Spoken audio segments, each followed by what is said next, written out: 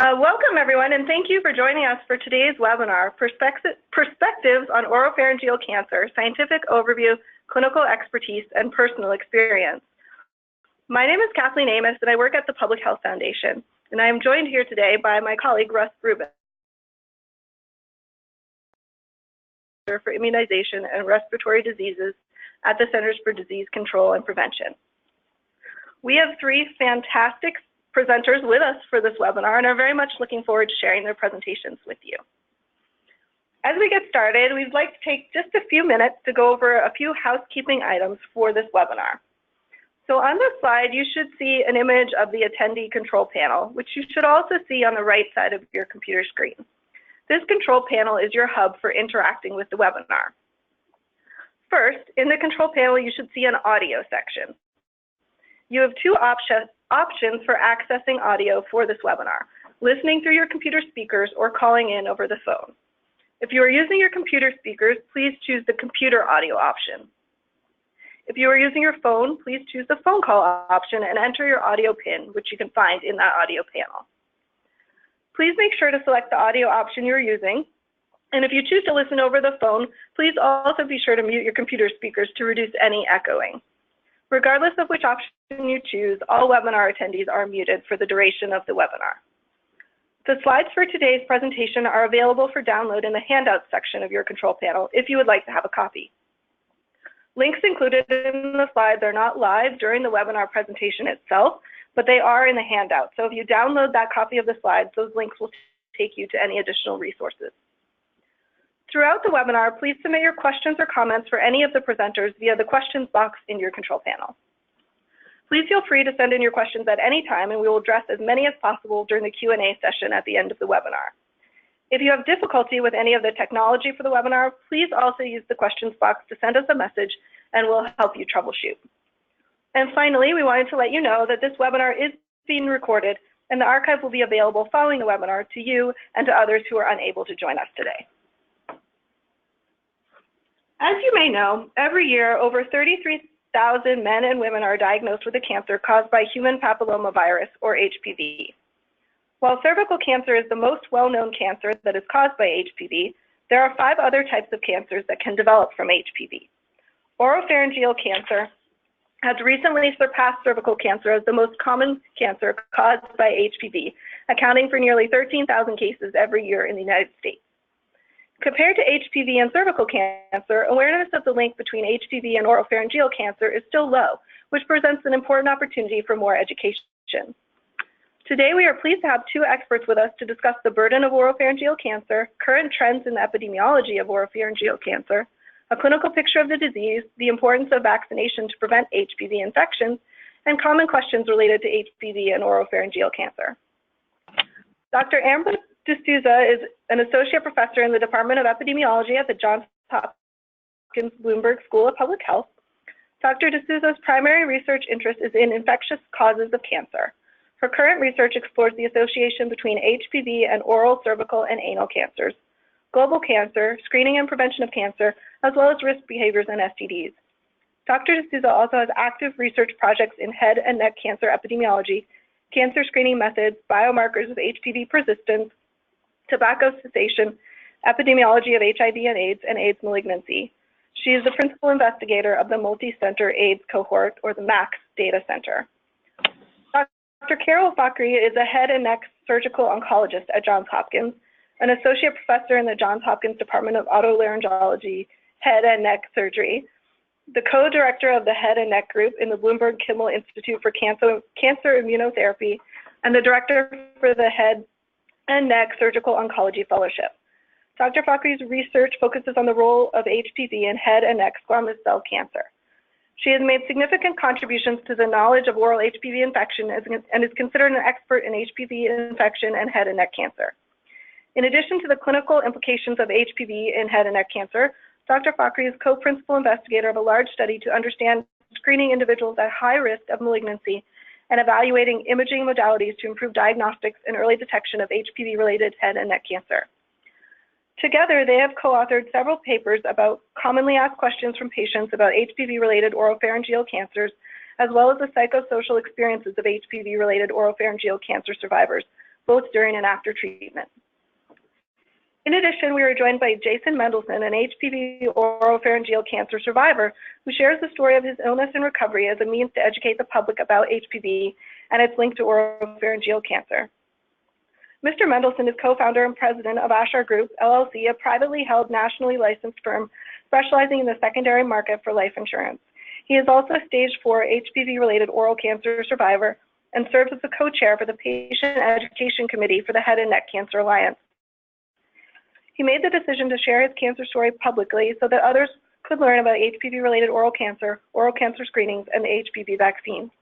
His website, www.supermanhpv.com, offers valuable information about oral cancer awareness with the hopes to help eliminate HPV-related oral cancer for future generations. Mr. Mendelsohn serves on the board of the Florida Hospital Cancer Institute and the Jewish Pavilion of Central Florida. He and his wife, Ronnie, have been married for 22 years and have 3 children, 17-year-old son and daughter, who are twins, and an 11-year-old son.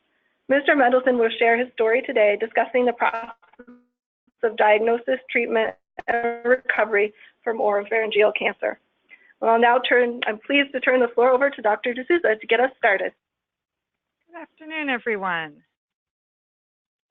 I'm happy to be with you today. Take control of the screen. There we go. So the objectives of today, I'm going to begin by talking about the burden and epidemiology of oropharyngeal cancer, and then talk about how common oral Hpv infection is and its natural history. Dr. Fakhri will talk about differences between oral cancers and oropharyngeal cancers and common questions and answers about this topic, and then we'll talk with Mr. Mendelsohn from a survivor's perspective. So to begin with the epidemiology of oropharyngeal cancer, and I'll be focusing today on sharing data from the United States.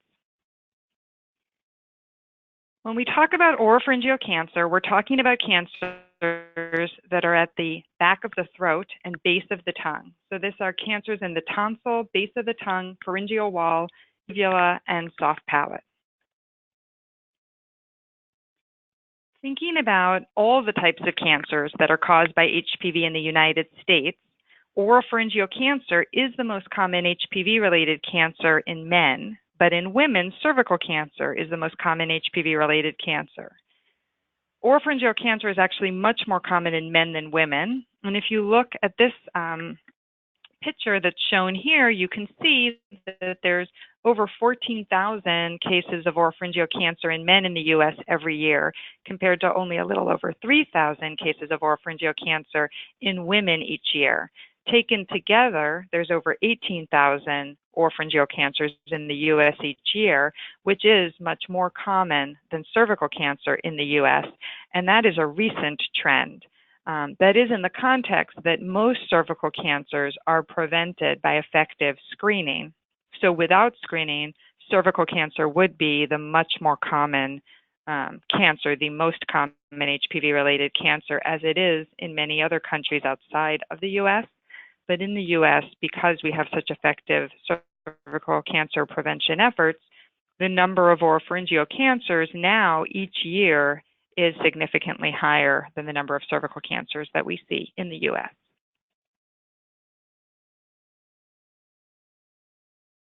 When we talk about the incidence of oropharyngeal cancer, this is using SEER data, so looking at the trends over the past 20 years in the United States, you can see in the blue line the risk for oropharyngeal cancer among men, and in the black line, the risk of oropharyngeal cancer among women.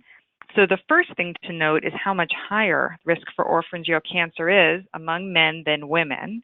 The second thing to look at is how there's been this increase in incidence that's been quite steady, a 2 to 3% increase every year for almost 20 years now among men.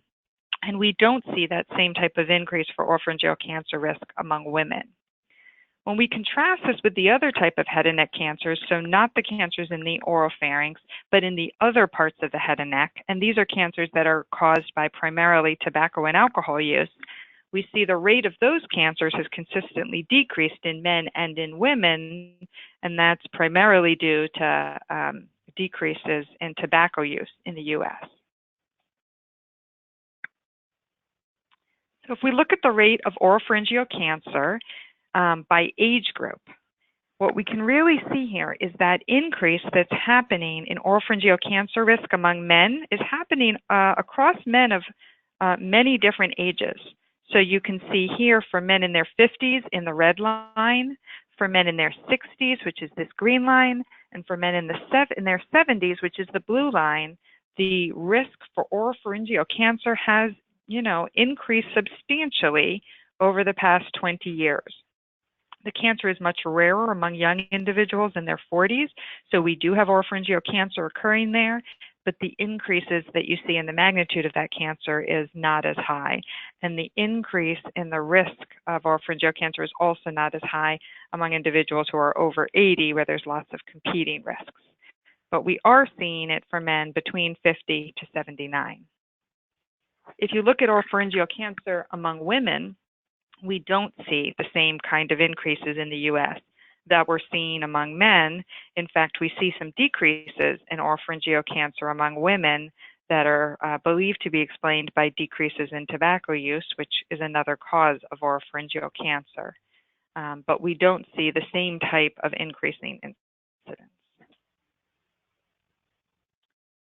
All right, and I wanted to show one slide about the racial disparities in oropharyngeal cancer.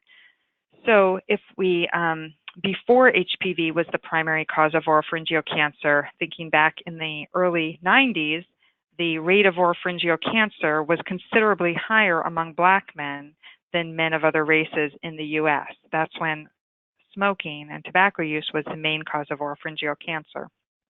As the epidemiology of this disease has changed, what we've seen is a decrease in incidence of oropharyngeal cancer among Black men, right, as tobacco use has decreased. But we've seen an increase in HPV-related oropharyngeal cancer, and that change has occurred more among white men than among Black men, and this has led to an increased incidence where the incidence of oropharyngeal cancer among white men, seen in this blue line, is now higher than the incidence of oropharyngeal cancer among Black men. I will also note in this slide that you can see the increase in oropharyngeal cancer is not just among white men. We've seen similar increases among Hispanic men, and there's a little bit of a suggestion of an increase among Asian men as well in the United States. In other data not shown here, there is evidence that the risk for HPV-related oropharyngeal cancer is also increasing among Black men. But because there's a higher tobacco use history among Blacks in the U.S., the decrease of tobacco-related oropharyngeal cancers is hiding that small increase in HPV-related oropharyngeal cancers among the Black men, leading to an overall decrease in the rate of oropharyngeal cancer among Black men. But it is not that Black men are not at risk for oropharyngeal cancer or for HPV-related oropharyngeal cancer. They just have a lower incidence of HPV-related oropharyngeal cancer than white men due to differences in sexual behavior. Once you control for differences in oral sexual behavior, it explains the racial disparities that we see in oropharyngeal cancers. Okay, I wanted to share some data showing how the epidemiology of oropharyngeal cancer has changed in the United States. In both of these studies, what you see is over time, the percent of oropharyngeal cancers that were HPV related when they tested the tumors for Hpv Dna. And you can see that in the 80s, less than a quarter of oropharyngeal cancers were HPV related. In the 90s, that increased to half of oropharyngeal cancers. And now in the 2000s and in more recent studies, we see the majority, over 75% in the most recent studies, of oropharyngeal cancers in the US are caused by HPV. So this has been a dramatic change, and it's explained both by a decrease in tobacco-associated oropharyngeal cancer and by an increase in the rate of HPV-related oropharyngeal cancers during this time period. Okay, I now want to turn and talk a little bit about oral HPV infection itself and the natural history of these infections. So to talk about oral HPV natural history, we need to measure those infections. When you have someone who already has an oropharyngeal cancer, you can measure HPV in the tumor, which is the gold standard of knowing that HPV is there and biologically active. But in healthy individuals who do not have cancer diagnosed, measuring oral HPV infection is much more difficult. We can look for HPV antibodies in their blood, but if an HPV antibody is detected, it could represent an HPV infection that's oral, but it could also represent an HPV infection that is genital or anal. So it's not site-specific. When we think about swabbing the mouth, if someone has a lesion or a cancer and you swab and test for HPV, the detection is pretty good. But in people who don't have any visible lesions, you don't know where to swab, and you can try to rub different parts on the tonsil, but HPV detection in research studies has not been very good using that method. So the best available way that we have to study oral HPV infection is to give someone some saline or mouthwash and have them do a rinse and gargle where they're swishing the mouthwash around and it's collecting exfoliated cells from throughout their throat and mouth that you then test for HPV DNA. And this is not a perfect test. It doesn't appear to always measure HPV infection that may be hidden in the tonsillar crypts. So we think that it misses some infections, but it is pretty reliable when measured in the same person on multiple days, back to back, and it is the best test that we have, although we know it is not perfect. So the results that I'm going to share today are all done using these oral rinse and gargle samples. And when you do that and look at how common is it to detect oral HPV DNA in the general population, well, there's many different kinds of HPV-16, many different kinds of HPV, only some of which can cause cancer. And on this slide are those oncogenic HPV types, or the types of HPV that we know can cause cancer. But almost all of the HPV-related oropharyngeal cancers are caused by a single type, HPV-16. It causes more than 90% of the HPV-related oropharyngeal cancers. So that's the most important type. And HPV-16 is detected in only around 1% of the general population at any one time point. So if you take a group of people and you look, around 1% of them will have a prevalent oral HPV-16 infection. And HPV-16 is actually the most common type detected orally. These other oncogenic types are all detected in less than 1% of the general population. When we look at how common it is to have an oral HPV infection, and here we look at any kind of HPV, not just HPV-16, we see that the more lifetime oral sexual partners you've had, the more likely it is that you have an oral HPV infection. So even people who say they've never performed oral sex in their life, some of them do have an oral HPV infection. But if you look at people who say they've had 2 to 5 sexual partners, well, they're twice as likely to have an oral HPV infection detected. And if you look at people who say they've had more than 20 lifetime oral sexual partners, well, you know, they're more than 5-fold more likely to have an oral HPV infection detected. Now, with most sexually transmitted diseases, we expect to see that the peak prevalence is in the 20s, where people have their most sexual partners, and then the prevalence decreases with age. With oral HPV infection, that's not really what we see. So if we look in men who are in their 20s, 30s, 40s, 50s, 60s, the prevalence of oral HPV infection is somewhat common, which is surprising. But no matter what age you look at, the likelihood of having an oral HPV infection detected, and here we're looking at any kind of HPV DNA, even the kinds that aren't oncogenic and can't cause cancer, it's always more common to detect oral HPV infection in men than in women. But most of that is not, again, HPV-16.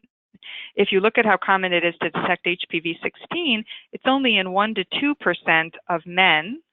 And in women, it's less than 1% of women. It's really 0.5% or less of women that have an HPV-16 infection detected at any one time point. So why are men more likely to have an oral HPV infection than women? Well, there are some differences in sexual behavior, but those differences in behavior do not completely explain the differences that we see in oral HPV prevalence. And I'm going to share some data with you in a few slides that talks about that. Looking at all the risk factors that we know about, Dr. Fakhri and I created this infographic last year to try to help people understand what is their risk for oral HPV infection, and this would be for the general population.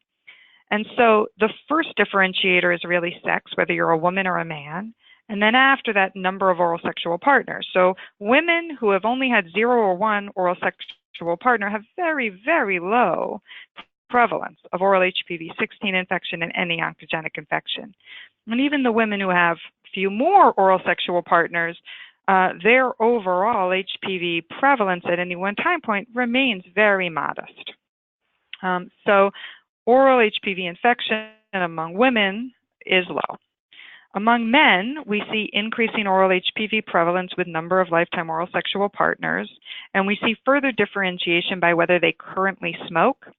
So current smoking is associated with an increased prevalence, whether that's because tobacco-related inflammation makes those infections more likely to become established when someone's exposed, or perhaps makes them less likely to be cleared once you're infected. We do see the association with current smoking. And so someone who has 2 to 4 lifetime oral sexual partners and smokes has a higher oral HPV prevalence than someone who has the same number of partners but doesn't smoke. And the highest risk group that we saw was men who have 5 or more lifetime oral sexual partners and smoked, but even in this group, only 4% have a current HPV-16 infection, and 15% had a current infection with some kind of oncogenic oral HPV infection. So that talks about how common oral HPV infection is, but what about incidence or risk of infection? Well, several cohort studies have looked at this. In studies of general population adult men in the first line or college-age men in the second line, we saw that around 7% of the adults and 12% of the college men acquired a new oral HPV infection in 1 year. So this isn't HPV-16, it's just any oral HPV infection, but it gives you a sense of exposure. If you look at a higher risk population of young adults who are in an STD clinic for STD symptoms, so they're already having multiple partners or being exposed to an STD, we see 1/4 of the men and 16% of the women acquired a new oral HPV infection within a year after their STD clinic visit. And so what this suggests is that many people are likely exposed to oral HPV infection in their lifetime if we see this level of exposure within 1 year. But this doesn't mean that everyone is exposed to oral HPV-16. So if we look at HPV-16 specifically, you can see that only 1% of the men, 3% if you look at the younger men in the STD clinic, right, are exposed within 1 year. So one of the questions we're often asked is, well, what are the chances in someone's lifetime of being exposed to oral HPV-16? And while we don't know exactly if around 1% of general population men and a higher proportion, around 3% of people in a higher risk category, right, are exposed within 1 year, well, it suggests within the lifetime that less than half of men would be exposed to oral HPV-16. It's not ubiquitous the way genital HPV infection is, but it does suggest that it's somewhat common to be exposed to HPV-16 in one's lifetime. It might be 10, 20, 30% of men might by chance be exposed to type 16 in their mouth. But among women, it suggests that that lifetime risk would be lower, because even the most highly exposed women here, only 1% were exposed to oral HPV-16 or acquired oral HPV-16 in a year. And so thinking about these risk factors, how do people acquire oral HPV infection, and why is it different in men and women? Well, when we looked in that STD clinic population, we followed those young adults every 3 months, looking at what their behaviors were and whether they acquired a new oral HPV infection. And we saw that if you had recently performed oral sex in the past 3 months, you were 3-fold more likely to acquire a new oral HPV infection. And the more partners you had, the more likely you were to acquire a new infection, exactly what we would expect for a sexually transmitted infection. However, when we looked among the women in the study, we did not see the association between how many recent oral sex partners you had and risk of acquiring an oral HPV infection. So we wondered if perhaps it's not the number of partners you have, but who you are performing oral sex on. Perhaps the HPV viral load in the vaginal fluid is much higher than on the penile shaft, and performing oral sex on a woman might confer a higher risk of infection than performing oral sex on a man. We did happen to have individuals who were gay in our study, and we looked at the men performing oral sex on a woman. They did have an increased risk of acquiring oral HPV infection, but for our gay men, performing oral sex on a man in the past 3 months was not associated with an increased risk of oral HPV infection. So that supports the hypothesis that performing oral sex on a woman might confer higher risk of oral HPV acquisition than performing oral sex on a man. However, when we looked in our women who were heterosexual and performing oral sex on a man did not have an increased risk of oral HPV incidence, but our lesbian women who were performing oral sex on another woman, we thought would have an increased risk of oral HPV acquisition, and they also did not. So this suggests that it might not just be who you're performing oral sex on, that there might also be an innate immune difference in men and women. For example, there is some suggestion that when men and women are exposed to genital HPV infection, women might mount a more robust immune response to that cervical HPV infection than men mount to their penile HPV infection. And when the women are later exposed to oral HPV infection, they might be less likely to acquire that infection they're exposed to because they might already have immunity from their previous genital HPV infection, while some men might not. It's not clear whether that is the case, but those are some of the hypotheses that might explain why we see these differences in men and women who have the same behaviors. When we think about what happens once you do have an infection, because we do see both men and women who do acquire oral HPV infection, although men have a higher risk of acquiring it, both men and women who acquire an oral HPV infection usually clear that infection on their own with no treatment and no symptoms within a year. They usually don't know they're infected and they just clear it on their own. That's the same as we know for cervical HPV infection. And I've put up a little curve here from a different cervical HPV study that happened to be comparing HIV positive and HIV negative women. But it's the same idea, just to show you that most people who have a cervical HPV infection clear it quickly. Within a year or two, they clear that cervical HPV infection. And we see the same thing for oral HPV infection, that most people who become exposed clear it on their own within a year or two. So why is the risk of HPV-related oropharyngeal cancer, as well as oral HPV infection, so different among men and women? Well, we did some research in NHANES, which is a population-based national study, and we saw that men and women had the same likelihood, same history. Most men and most women in the U.S. have performed oral sex in their life. And it's true that there are more men than women who had a high number of partners, so 5 or more lifetime oral sexual partners. But the level of that difference in having a high number of partners is small compared to the difference that we see in the level of oral HPV-16 infection and the level that we see in actual cancer incidence. So there's a 5- to 6-fold difference in infection and cancer, while there's a less than 2-fold difference in behavior. So the number of people you have oral sex with does not completely explain the differences we see among men and women in oral HPV-16 infection and cancer risk. Another study in NHANES showing that same data in a slightly different way has the same conclusion, that if you look at men and women with the same number of partners, say 5 lifetime partners here, the risk of having an oral HPV infection, here shown through prevalence, is higher in men than women. Regardless of the number of partners, comparing men and women with the same number of partners, the per partner risk of acquiring an oral HPV infection appears to be higher in men than in women.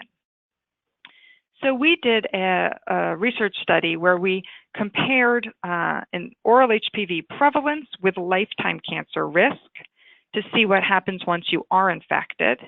And what we show here is that while around 6% of men in the general population have some kind of oncogenic oral HPV infection, less than 1% of men in the general population will go on to develop oropharyngeal cancer. And this supports the natural history that we showed that most people who acquire an oral HPV infection will clear that infection on their own. And we see the same thing with women, that infection is less common than in men and cancer is less common than in men. But the same relationship holds that most people who acquire an infection will never in their lifetime go on to develop the cancer. If we look not in your lifetime, but just in the next 20 years, and we subdivide it by age, you can see how rare this cancer is. So while I showed you that the incidence of oropharyngeal cancer has increased rather dramatically over the past 20 years among men, and it is now more common than cervical cancer is in the United States, it is still a rare cancer overall in the general population. And you can see, regardless of age group, for men or for women, the risk of developing oropharyngeal cancer in the next 20 years remains very low. So in summary, oral HPV incidence is much lower than what we see for genital HPV incidence. Of those people who acquire an infection, most people clear it within 1 to 2 years, but not everyone. We do see a group of people who have persistent oncogenic oral HPV infection. Men have a higher rate of acquiring oral HPV than women and are also less likely to clear an HPV infection once acquired. And these differences are not fully explained by the number of lifetime oral sexual partners. Oral HPV-16 prevalence is low in the general population, and most people who become infected will not go on to develop oropharyngeal cancer. I'm now going to pass it over to Dr. Fakhri. Hi. So now I'm going to talk about the differences between oral cancers and oropharyngeal cancers. The terms are used interchangeably at times, and people will say oral cancer when they mean oropharyngeal cancers, and the two are very different and not overlapping entities. When we talk about HPV, we're referring to oropharyngeal cancers and a subset of oropharyngeal cancers. About 80% of oropharynx cancers in the United States are HPV related. In contrast, very few oral cancers, cancers of the tongue and the front part of the mouth, are due to HPV. So when we refer to oral cancers, we're referring to the front part of the mouth, and it ends at the back of the tongue. And so everything in front of it, including the roof of the mouth, teeth, up to the lips and the tongue, is referred to as an oral cancer. Oropharynx cancers are cancers of the back of the mouth, and as the back of the mouth goes down to meet the voice box. And so the oropharynx, if you look in sagittal or side view through a person, really denotes the way back of the mouth and going down along the air column to the start of the voice box. The sites of the oropharynx are the uvula, which is the little tissue that hangs in the back of the mouth, the tonsil tissue, which many people have removed in their youth, and the base of the tongue, which is the very back of the tongue as it goes down into the throat, to the part that you can't see anymore through the mouth. The soft palate is also considered to be part of the oropharynx. But when we think about HPV-related oropharynx cancers, they primarily affect the tonsil and the base of the tongue. And that's because on the base of the tongue, there's also tonsil tissue. So that's what unites the two sites. HPV-related cancers really don't affect the rest of the oropharynx. They don't affect the uvula or the soft palate. So next I'm going to discuss how to address some common questions that we get about oropharyngeal cancer and the vaccine. So healthy individuals who don't have cancer often will ask, well, what's my risk of developing oropharyngeal cancer? As Dr. D'Souza just outlined, the risk of oropharynx cancer in the general population is very low. It remains a rare cancer in the United States and abroad. while the risk is higher among men than women, it's still a rare cancer. Most individuals will have been exposed to HPV orally at some point in their lives. However, very few people will end up with an oral HPV infection. As Dr. D'Souza just reviewed, risk of oral HPV infection increases per increase in number of oral sex partners. And even though someone may have an infection, in all likelihood, they will clear that infection within 2 years, and it happens naturally as their immune system helps get rid of the infection. What are some of the risks of HPV-positive oropharynx cancer due to? Why is it that men may be at increased risk than women, and why have we seen increases in incidence over time? And these are really questions that we can't answer at this point. We have hypothesized that there have been changes in the in sexual behavior over time with the sexual revolution, increased number of sexual partners, earlier sexual debut. We don't quite know the answer to that question yet.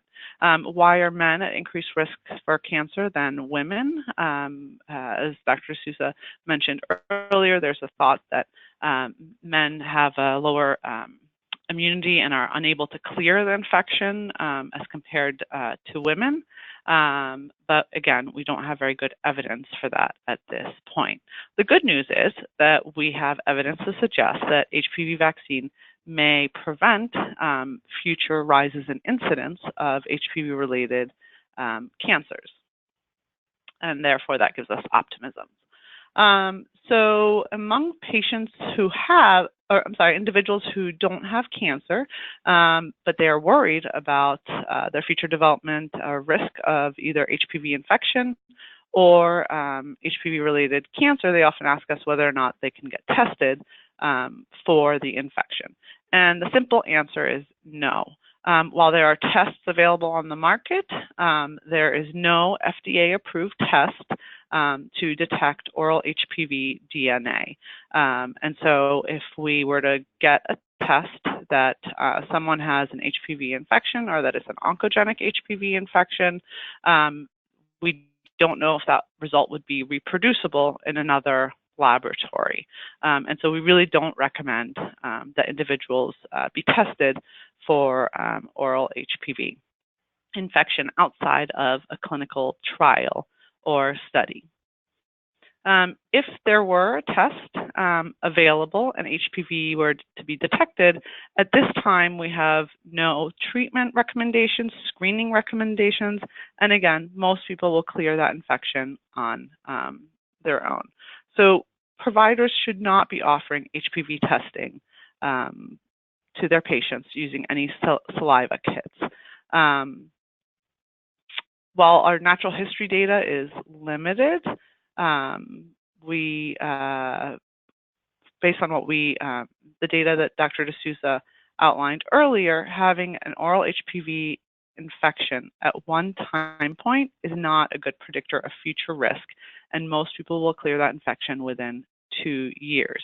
Therefore, testing someone at one time could actually provide more harm than benefit. We don't have any way of screening these individuals, and we have no way of treating that infection or the presumed infection. And in addition, I think we have to think about the benefit versus harm of testing someone for this infection. There might be psychological harm of thinking that someone's at increased risk for a future cancer, although we have no way of quantifying what that precise risk is. Some people may go on to seek an intervention and find a provider to do that intervention. And every intervention that we as providers give has downsides. And so it's important to consider the potential harm and the lack of benefit when testing someone for oral Hpv DNA. So because of all these lines of evidence and considerations, American Dental Association, along with American Head and Neck Society, do not recommending any salivary adjuncts to test for oral Hpv DNA. Just want to make sure my slides. So the good news is that we have the vaccine. The HPV vaccine has been shown in large prospective randomized studies to prevent anogenital HPV infection, precancers, cancers, and genital warts. Unfortunately, we don't have similar data for oral HPV infection or oropharynx cancer. In the limited data we have, it suggests that the vaccine will have high efficacy for prevention of oral HPV infections and future cancer, although those were not defined outcomes that were investigated in any of the trials. So in a study among women, which again is not the relevant population for oropharynx cancer or even oral HPV infection, at one time point when investigators looked to see whether or not women who had been vaccinated versus controls had presence of infection, 15 women in the control group had infection as compared to only 1 in the vaccination group, which suggests that the vaccine will have high efficacy in the order of 90% to prevent oral HPV infection. Dr. Souza referred to the NHANES study, which is a nationally representative study in the United States and reflects a general population. And again, we don't have any prospective data for the vaccine and oral HPV infection, but in a cross-sectional study, when investigators asked individuals whether or not they had been vaccinated, we see that there was a significant reduction in oral HPV infection among those who had been vaccinated. Unfortunately, many people are not vaccinated in the United States, and so what we see is that there's a high number of preventable infection, and very few of the infections were actually prevented using the vaccine. So with higher compliance, we hope for improved prevention of oral HPV infection. So in summary, it's very important for physicians to be comfortable talking about HPV, as that puts patients and healthy individuals at ease to talk about HPV and talk about potential risk and vaccination. When patients are worried about their risk of oral HPV infection with very common sexual behaviors, the important message is to reiterate is that oral sex is common, infection is somewhat common or rare, and that cancer is even more rare. And so it should be an afterthought for individuals, and they should not change their sexual behaviors because of the potential worry of either infection or cancer. At this point, we don't have any effective screening, and we don't recommend any testing outside of clinical trials, but given the vaccine, we have optimism about the prevention. And with that, I'll turn it over to Mr. Mendelsohn.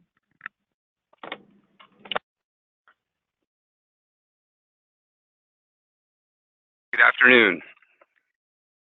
Before I begin, I'd like to thank CDC for inviting me to share my story today.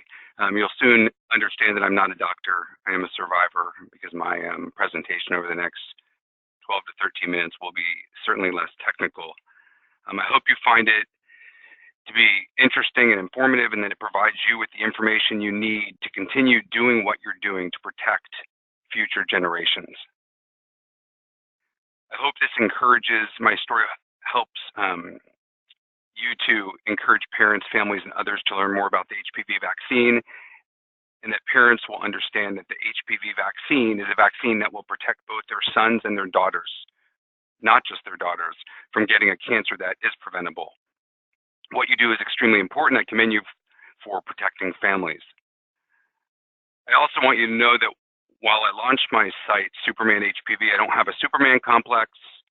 I adopted the name because my friends called me Superman during chemo and radiation, stating that I was strong like Superman. Thought the name was catchy and that it would draw attention to my diagnosis so people would learn more about HPV oropharyngeal cancer. Again, as an HPV cancer survivor, I wish the HPV vaccine would have existed when I was a young boy, so I wouldn't have been diagnosed with HPV tonsil cancer at age 44. On a side note, hopefully you think this is interesting. Normally I present to people so I can see when they're smiling or laughing, but I oftentimes get asked if my diagnosis is what Michael Douglas had, and I always tell them it's the one thing that he and I have in common outside of our love for Catherine Zeta-Jones. Before I share a brief video with you, I'd like to tell you a little bit about my family.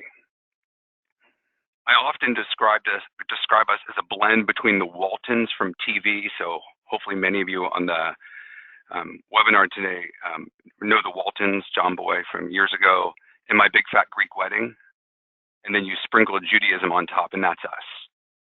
And I think that's important for you to understand because I had a large support system. We have a family business, like they mentioned earlier, and my brother and his wife and kids are our next door neighbors. As well as they mentioned, I've been married 22 years to my wife, Ronnie. She's awesome. She was a rock during the entire cancer process. And I have boy-girl twins we do that are 17, seniors in high school, and an 11-year-old son who's in 6th, and my mom and dad and sisters live just 5 minutes away. I put together a brief video so you can feel a little more connected to my story. I will likely get choked up, as I'm a guy that tears up during Hallmark commercials. I'll make a few comments during the video. On a side note, the music that you will hopefully be able to hear is a song that my mom recommended to me while I was going through radiation treatment. And so if you would go ahead and play the video, you'll be able to learn a little bit more about me and my journey, and there are subtitles that you can read. So please go ahead and play that. Thank you. Thank you, Jason. Everyone should see the video pop up on their screens momentarily. Just be aware that everybody's internet connections have different speeds, so we'll have Jason continue with his story as soon as most of you have seen the video. Enjoy. Turn up your computer speakers to hear the sound.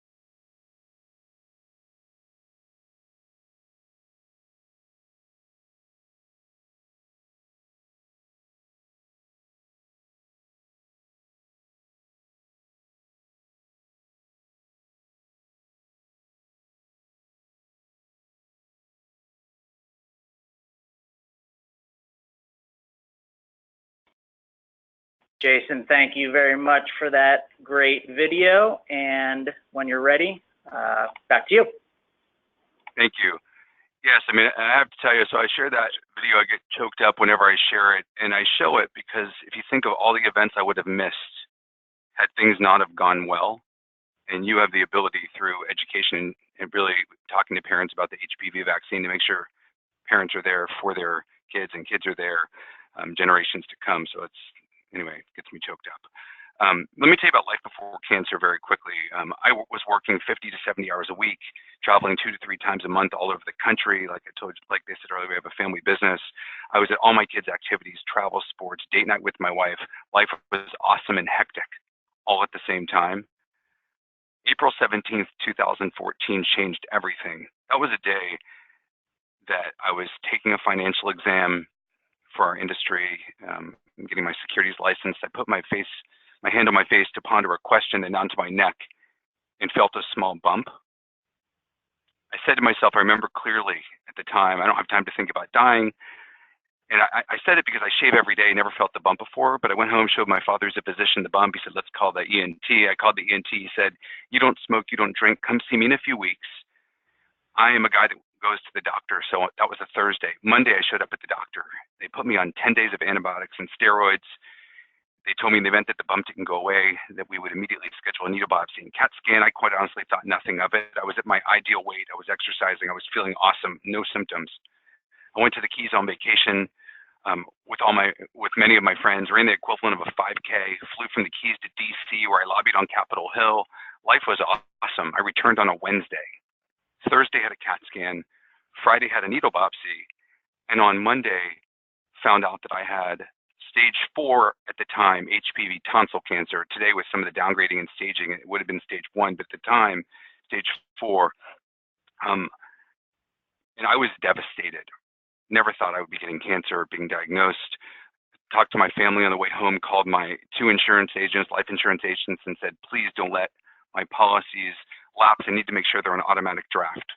I called my friend, a radiation oncologist, and said, it looks like I'm going to become your patient. And honestly, at the time, I knew HPV was related to cervical cancer, had no idea it was related to oral cancer or oropharyngeal cancer. And at the time, I did not know that 3 out of 4 adults by 30 have HPV, 62% of freshmen in college, that men between 40 and 60 are the most highly diagnosed. And at the time, they said you likely got exposed to the virus decades ago, over 30 years ago when I was in college. And I ended up having a radical tonsillectomy, neck dissection, so 42 lymph nodes removed, followed by 7 weeks of chemo, radiation, and a feeding tube. At that time, I even made videos to my kids saying goodbye. They went something like this: one day you're going to get married. I'm not going to be there. This is what's important. And quite honestly, the reason I went public with my story and I share it as often and as proudly as I can is because I want to stop other parents from ever having to make such videos to their kids from a cancer that's preventable. Treatment didn't seem difficult at first. I ended up, in week 5, I ended up with 3rd-degree burns in my throat. I had chemo every Thursday. The whole process from, testing to chemo to, flushing the kidneys took around 7 hours. That was every Thursday. I had radiation 5 days a week, in the morning, 15 minutes for 7 weeks. Around 5 weeks, I couldn't swallow my own saliva. I would spit into a large cup every day because I couldn't swallow. Again, it felt like someone had cracked a glass bottle and shoved the glass in my throat. And again, radiation, which most of you likely know, is when you have your head clipped down to a table and you sit there and just wait until it's over. Not painful, just time consuming. I would go to sleep at night. I would wake up gagging within 15 minutes because the saliva had covered my breathing way. And I'd be checking my blood pressure 20 times a day in my pulse to see how I was doing. I literally would become fully dehydrated. And I had a feeding tube, and I wasn't sweating, not having diarrhea, not throwing up. So the burns from the inside of my throat were sucking the fluid from the inside out. It was honestly exhausting. I tried to find some humor in it. I was in bed around 18 hours a day for a month, and the only thing that afforded me to do was watch 7 years of Lost in 2.5 weeks. The only joy I could find in that. The last day of treatment for me was August 11th, 2014. I thought it would be the best day ever. I rang the bell, my hands, I was just thrilled. Then I came to realize that radiation is the gift that keeps on giving. the effects are cumulative, and the next 3 to 4 weeks were the worst and the most brutal of the treatment, with everything else I already mentioned. It took me somewhere between 4 to 8 months to feel significantly better and stronger. Today I'm cancer-free. I have 85% of my saliva back. I still get Charlie horses in my neck a few times a month. I use Prevalent gel trays to keep my teeth strong due to lack of saliva. I use them now 3 to 4 days a week. I used to use them 7 days a week for 3 years. I use Floradex toothpaste to keep my teeth strong. I gargle every morning with hot water just to loosen up some of the phlegm. And I exercise, I will tell you, as often as I can, to serve as a role model for other cancer survivors, that they too can embrace their new normal and enjoy life. I'm addicted to my Peloton bike, and that's pretty much what I do 45 days a week.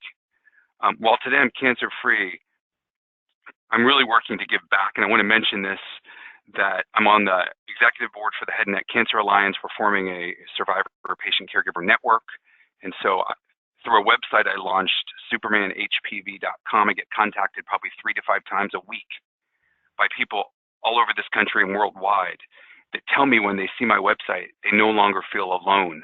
Because when I initially got diagnosed, I went to the web and everything on the web was about people who had head and neck cancer from smoking and drinking, almost nothing from HPV or pharyngeal cancer. So I launched that website. NBC wrote a news story. 500,000 people read it overnight. We ended up on NBC Nightly News with Lester Holt a year ago. And again, I tell you all this, so if you have patients that are diagnosed and need someone to speak to, my cell phone's out there, my email's out there, which is listed obviously on this slide. I'm active with the American Cancer's HPV Roundtable. And again, I'm sharing my story so other parents don't have to make videos to their kids. Last thing, I also created an Amazon Alexa skill. Again, I don't sell anything, but I tell you all this, so if my information can help any of your patients, but that Alexa skill is about surviving throat cancer. I hope what I've shared today helps you relate better to your patients or parents or family members or children, anyone, about how you can maybe share a little bit more about why the HPV vaccine is important, why people should speak to their kids' pediatricians and their family practice doctors about that. My goal is to have my story shared in as many languages as possible in all 7 continents to save lives worldwide. And I hope what I've shared has touched you in such a way. Please reach out to me if I can be of any help for you or for your practice or the families and patients you serve. And again, thank you for doing the work you do, because you're protecting families like mine from a cancer that's preventable. Have a wonderful day. Thank you, Jason. That was fantastic. And thank you to Dr. D'Souza and Dr. Fakhri as well. I know we are running close to time. We're going to have just a bit of time for Q&A here. We're going to try to share 1 or 2 of the most frequently asked questions that we've been seeing come into the chat box. We have so many questions coming in. Please do continue to send those questions in through the questions box. We will follow up with written answers to them following the webinar. So one of the questions we've been seeing the most frequently, can the vaccination be given at any age? When can we expect to start seeing more emphasis on vaccinating adults, say, in the age 45 and up age group? So I don't know, Dr. D'Souza or Dr. Fakhri, if you have any thoughts on that question? Sure. Hi, everyone. So the HPV vaccine is approved for use in boys and girls 9 and older. So the targeted ages are 11 to 12. We have catch-up vaccination going older than that. There's been recently this year a review of vaccination among, I don't know if middle age is the right word, but above the previous. Previously, it was recommended up to age 21 in boys and 26 in girls. That was based on cost-effectiveness literature, because once you've been exposed to HPV, the vaccine does not protect you, and most people have had enough sexual partners that after ages, in their 20s, they're less likely to get benefit. But additional research was done, and it showed that while the current HPV vaccine protects against 9 different types of oncogenic HPV, many people have been exposed to some of those types, but not all, so they still continue to get benefit by protecting you from the types they haven't been exposed to. So the recommended ages was now extended. The FDA has approved the HPV vaccine for use up to age 45, but that doesn't mean that it is paid for by insurance and readily available to everyone in those older ages to get vaccinated. So it is FDA approved. The vaccine can be given at those older ages, but it will depend on the state and availability and provider in terms of how people access that. The primary push for vaccination should continue to be vaccination of young individuals, up through their 20s. But for older individuals, there is a more modest benefit. But if they are going to continue to have many sexual new partners, the evidence suggests that there is still some benefit. Great, thank you so much. We also have a number of questions, and I'm going to sort of lump them all together, related to risk factors. So questions like, does having your tonsil removed affect your infection risk? Is smoking relevant for women in terms of infection risk? And does alcohol play a role in infection risk? If you have any thoughts on any of those, I think that would be helpful. So in terms of risk factors, we've talked about the sexual behaviors being risk factors for oral HPV infection. There is some data to suggest that having your tonsils removed reduces the risk of cancer and reduces oral HPV infection. But I say that with great caution, because that does not mean that people should be having tonsillectomies for this purpose. And there is a mortality risk, meaning people die from tonsillectomies and life-threatening bleeding. And so the risks do not outweigh the benefits for this reason. In terms of tobacco use, there is a strong suggestion that tobacco use increases the risk of oral HPV infection. And it looks like in a dose-response fashion with increased tobacco use, there's more, the risk of infection or the odds of having an infection increases. We don't see that necessarily with alcohol, but alcohol and marijuana are both probably maybe confounders and may increase risk or increase sexual behaviors, which are surrogates for exposure to oral HPV infection. Wonderful. Thank you so much. We do have many, many more questions. Apologies for not being able to answer them all on the webinar today. We will follow up with written answers to the questions, so please do continue to send them in. We'll leave the webinar system open for several more minutes. We can continue to answer if you'd like. We're both here. Sure. We can do a few more. So we have questions about who provides the oral rinse gargle testing. Is that medical or dental? Is there sort of information that we can give to dental care providers or that you might offer dental care providers in terms of HPV and oropharyngeal cancer? So as we said earlier, we don't think that anyone should be providing them. They are provided by dental providers out there, but it is not an FDA-approved test, and it has not been validated in recognized labs. So we don't know whether or not it's telling us the truth, essentially. So even if a test is positive, we don't know if that's true. And if a test is negative, we don't know if it's true. And we don't know what to do with that information. So we don't recommend people seeking these tests. Great. Is there a geographic distribution or pattern for HPV? No, for oral HPV infection, we really see the prevalence being driven by gender and by behavior. So variations in oral HPV prevalence, once you account for differences in number of oral sexual partners, we don't see there being other geographic differences once those behavioral differences are accounted for within the U.S. There have been differences noted between countries, but often the behavioral data is not there in those other countries, so we don't know whether or not differences, lower rates of HPV-related oropharyngeal cancer and oral HPV infection in some studies outside the U.S. is entirely explained by differences in sexual behavior or if there's other factors.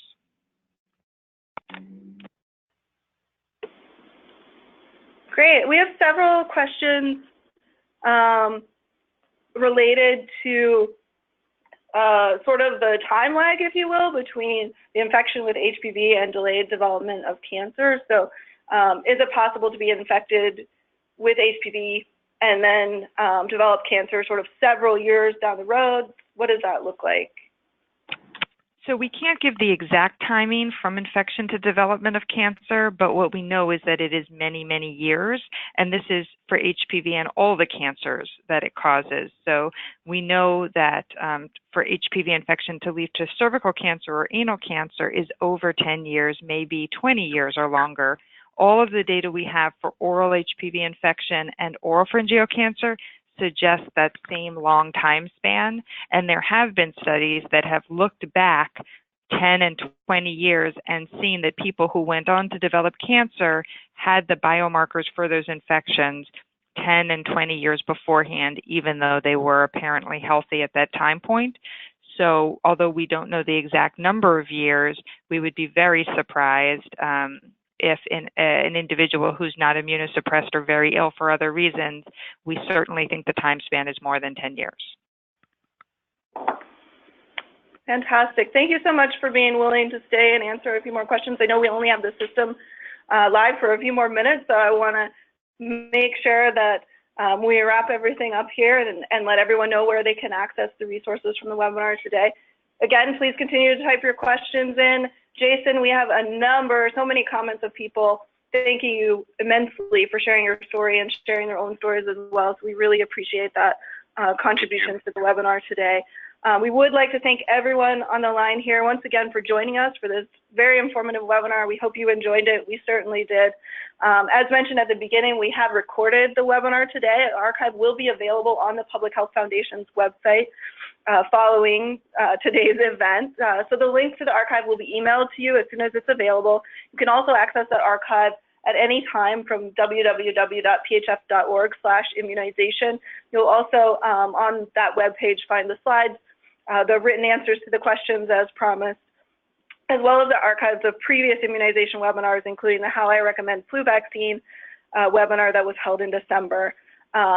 On that page, you'll also find information about our next immunization webinar, which will celebrate the 25th anniversary of National Immunization Week. That webinar will be held on March 12th at 1 p.m. Eastern Time, so please mark your calendars to join us then. We'll look forward to seeing all of you. Again, please continue to type your questions in. We'll look forward to following up with those. Thank you very much. We hope you enjoy the rest of your day. Thank you. Muted.